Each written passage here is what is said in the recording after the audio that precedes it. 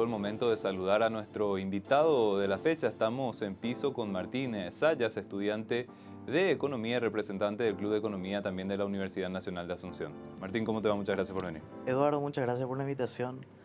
Estamos muy emocionados de estar participando y gracias por la invitación nuevamente. Martín, para empezar a hablar un poquitito de nuestra economía, en líneas generales, ¿qué te parece que podemos resaltar como puntos principales de una evaluación de Paraguay? Hay un camino de crecimiento económico que evidentemente se estuvo dando en los últimos años, pero siempre se habla de la necesidad de que Paraguay tiene que crecer más, diversificar más su economía. Si hacemos una evaluación justamente a nivel macro de Paraguay, ¿qué te parece que tenemos que resaltar? Bueno, en términos macroeconómicos, yo creo que lo que viene siendo en los últimos 10 años es bastante preocupante por el aumento sostenido del déficit fiscal que se acrecentó también a través de la infracción de lo que es la ley de responsabilidad fiscal durante la pandemia y el cautiverio. Eso permitió que los niveles de deuda pública lleguen a casi el 40%, que hoy por hoy siguen en esos niveles. Eh, no quiero ser alarmista, pero el verso de que la macro está bien y la micro no tan bien, o viceversa, se rompió hace rato. La economía paraguaya no está bien y los inversores extranjeros lo ven de esa manera. Por ejemplo, la inversión extranjera directa, si no me equivoco, es del 1,5% en promedio entre el 2010 y 2019. Y todos estos datos, esta coyuntura, para mí es para preocuparse por el manejo imprudente de lo que es la responsabilidad fiscal y técnica del Ministerio de Economía.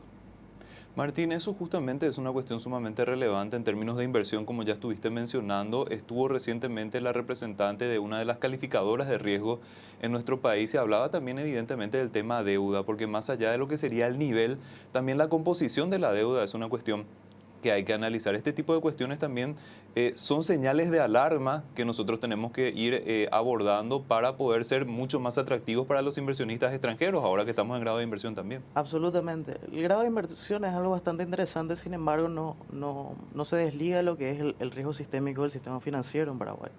La calificadora Standard Poor's realmente le da una calificación riesgosa a Paraguay en ese sentido, porque tiene riesgo sistémico el sistema financiero. Eso no significa que todo va a quebrar mañana, no hay riesgo de corridas ni nada por el estilo, pero es algo para preocupar a los ahorristas generalmente, ¿verdad? Porque nuestra economía, al tener una expansión artificial del crédito y del dinero tan fuerte como fue durante la pandemia, donde vemos una correlación entre inflación y emisión monetaria M0, M1, eh, yo diría que eso va a perjudicar inequívocamente a la inversión, a la productividad, a la generación de empleo y hoy por hoy, viendo los datos del INE, de lo que es el bono demográfico, vemos que también cae el nivel de crecimiento poblacional, que a la larga se traduce en una crisis social en términos de, como mencioné, productividad y lo que va a ser todo lo que es el sistema de pensiones, ¿verdad? Que hoy por hoy ya se está viviendo. El bono demográfico se proyecta el crecimiento hasta 2050, ahora parece que va a ser menos, 2040, 2030 incluso. ¿Por qué menciono eso? Porque si nosotros no tenemos una población económicamente activa joven, que esté dispuesta a trabajar y generar más bienes y servicios, nuestra economía a largo plazo se va a estancar. ¿Okay? El crecimiento que teníamos en los últimos 15, 20 años por el boom de los commodities, la relativa estabilidad macroeconómica que se tenía, ¿verdad? Se va a fumar y el costo social va a ser muy alto. Hablo de costo social en términos de que la gente no se va a poder jubilar, los empleos no van a poder ver un aumento en sus ingresos porque no va a haber mayor productividad, no va a haber mayor inversión en bienes de capital y no es solamente por inversión extranjera, sino inversión local en moneda nacional, ¿verdad? Es un tema que realmente se tiene que abarcar con un plan de desarrollo país, propuestas serias, reformas estructurales, no solamente económicas, sino institucionales, principalmente reformas del Estado, porque hoy por hoy el nivel de endeudamiento es solamente sinónimo de sacrificar el futuro, el bienestar y el crecimiento, que es bastante preocupante para principalmente las futuras generaciones que van a tener que encarar la compleja situación macroeconómica mundial. Martín, partiendo de esa descripción que estás haciendo sobre la economía y esas cuestiones que tenemos que tener en cuenta como señales de alarma, ¿qué te parece que tenemos que ir planteando para ir encaminando un poquitito nuestra situación económica e ir abordando justamente esas situaciones de problemas que más tarde pueden ser problemas sumamente serios, ¿verdad? Eduardo, me parece espectacular tu pregunta por el hecho de que el país se tiene que plantear seriamente lo que es un modelo de nación, un modelo económico, un modelo de instituciones, porque hoy por hoy la mayor fragilidad de la economía paraguaya no radica particularmente por sus actores económicos, sino por sus cuestiones institucionales. La gran deficiencia, por ejemplo, es la falta de independencia de la justicia, las instituciones no funcionan, la excesiva burocracia. Te planteo de la siguiente manera. La burocracia le cuesta al paraguayo, supongamos que va a retirar su cédula, renovar su cédula y le demora 30 días en renovar ese documento. 30 días uno está imposibilitado de acceder al crédito, de hacer gestiones, y eso no se paga solamente con dinero, se paga con el tiempo de nuestras vidas. Y el costo de la burocracia no se paga solamente con papel, moneda, ¿verdad? Se paga con el tiempo de nuestras vidas. Martín, en términos de lo que sería esa institucionalidad también, a otra vez menciona la calificadora Standard Poor's, cuya representante estuvo recientemente en nuestro país, y estaba hablando de este tema de que, por ejemplo, la institucionalidad del Banco Central o inclusive del propio Ministerio de Economía y Finanzas en términos de ir solidificándose con los funcionarios, con la capacitación de funcionarios y demás, tendría que replicarse en otras instituciones también del Estado. Es un modelo que tendría que seguir en otros ámbitos, dice Standard Poor's.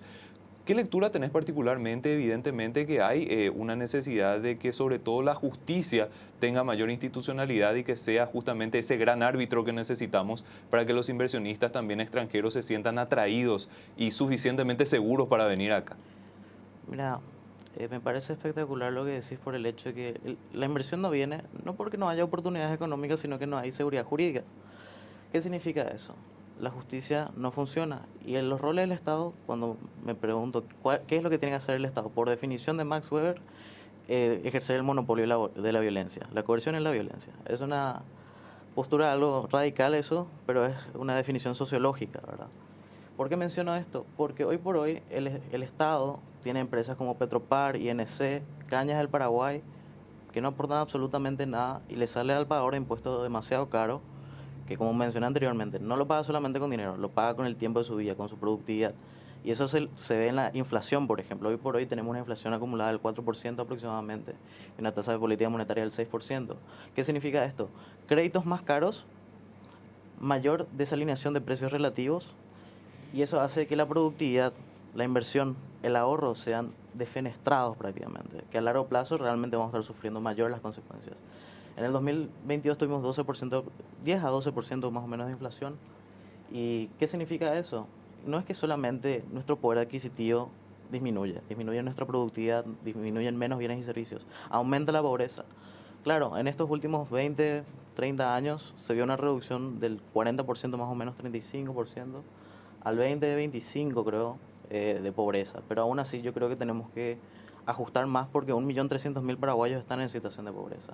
Yo estoy totalmente de acuerdo en lo que manifiesta la aseguradora de que tenemos que tener estabilidad jurídica y política para garantizar la inversión extranjera. No solamente la inversión extranjera, sino la seguridad jurídica de todos los paraguayos. Paraguay es un país que sufre o sufrió gran parte de su historia lo que fue el tema de la propiedad privada. Hoy por hoy, Catastro, todos sabemos cómo funciona, es una institución sumamente burocrática que le cuesta carísimo a todos los paraguayos, ¿verdad? Así que aquella persona que quiera venir no le va a alcanzar tener impuestos bajos, porque le va a salir muy caro la burocracia, la inseguridad jurídica y por sobre todo el riesgo que eso representa la inversión, ¿verdad? Que no tenés personal técnico capacitado y por lo tanto van a buscar horizontes más flexibles y también que tengan mayor capacidad. Martín, analizando un poquitito lo que sería la tendencia de crecimiento económico de Paraguay, estamos en torno a un 4%, siempre hablando en promedio, que es básicamente el potencial de Paraguay.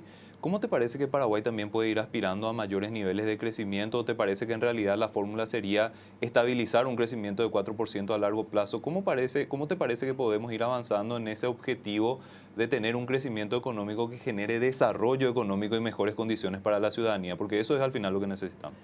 Bueno, el desarrollo económico se viene reposando siempre en lo que es la seguridad jurídica, no hay duda. Los países desarrollados, tanto Inglaterra, Estados Unidos, la Unión Europea en general, el gran respaldo que tuvieron para poder crecer como crecieron fue la propiedad privada, ¿verdad? La seguridad jurídica. Para lograr ese desarrollo económico necesitamos a esas instituciones que funcionan. El Estado no tiene que preocuparse, desde mi punto de vista, en cuestiones del sector privado. Por ejemplo, ahora se está hablando de la ley de la sociedad civil, ¿verdad? Creo que eso no le compete porque al fin y al cabo es inversión de países o instituciones extranjeras que vienen a invertir en el sector privado, ¿verdad?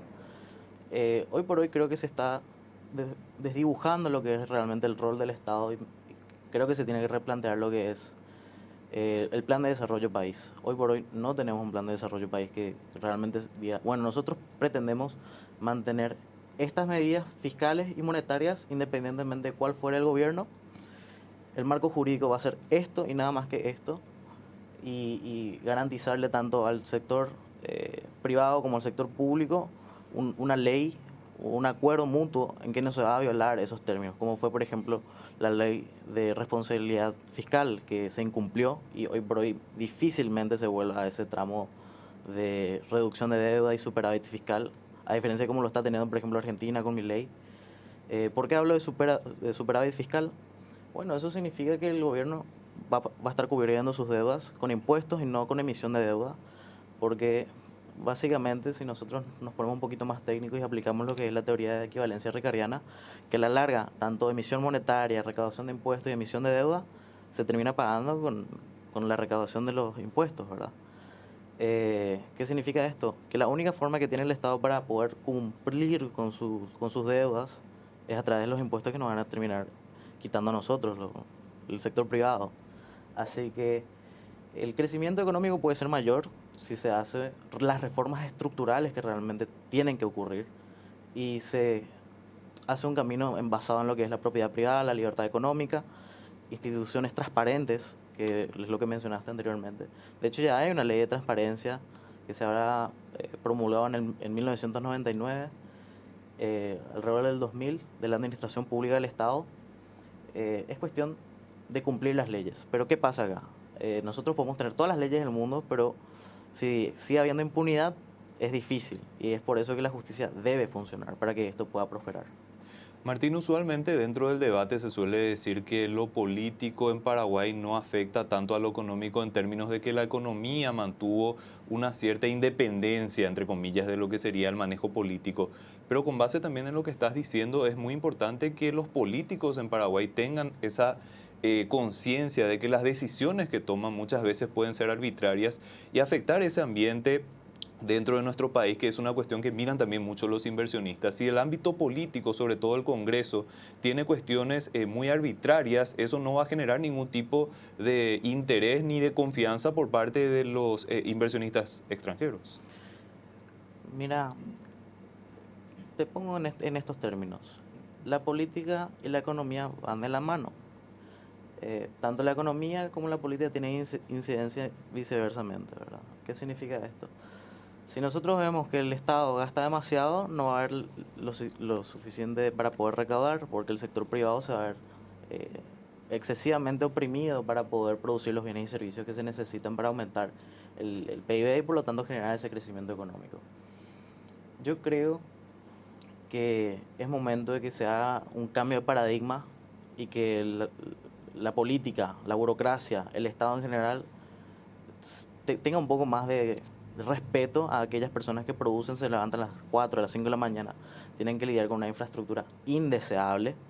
Me van a disculpar lo que voy a decir, pero los caminos, los buses, la iluminación pública, el agua, es inadmisible que nosotros en el siglo XXI tengamos estos niveles que son subdesarrollados por el hecho de que nosotros podemos crecer más del 4%, podemos garantizar una seguridad jurídica, todas las cuestiones de servicios básicos se pueden privatizar, la ANDE de hecho es ilegal, porque nuestra constitución dice no puede existir un monopolio, sin embargo la ANDE es un monopolio, así que hay una contradicción jurídica y política muy grande que le va a terminar costando carísimo a nuestro país en términos de costos sociales, es decir, pobreza, desnutrición infantil y por sobre todo la tragedia absoluta en términos económicos. Y no lo digo con ligereza esto, me van a disculpar si se sienten un poco ofuscados por esto, ¿verdad? Pero la realidad es que nosotros no podemos seguir manteniendo un nivel de irresponsabilidad y que la termine pagando el sector privado nuevamente.